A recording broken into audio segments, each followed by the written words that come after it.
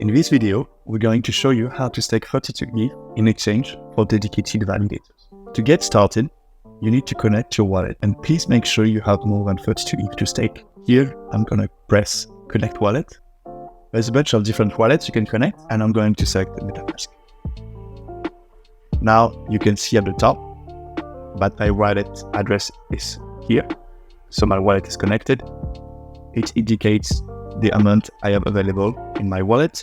And here it also indicates me the amount I have already staked. You can see here the different elements. Before staking, you need to be aware that there is a validator activation queue. Here it's 10 hours. It means that I need to wait 10 hours before my validator starts generating rewards. Also, a service fee is to be mentioned. So Kiln is charging 8% of the total rewards, both consensus and execution player rewards. So now I'm going to select the amount with the slider, 32 ETH.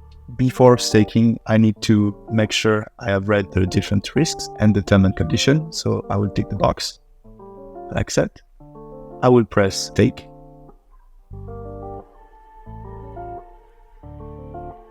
Now I have to confirm the transaction within my wallet.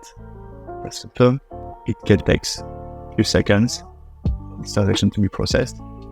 So now the validator is created. I can check my rewards either by clicking check my rewards here or either by tapping the tab rewards at the top. So now I'm on the rewards page.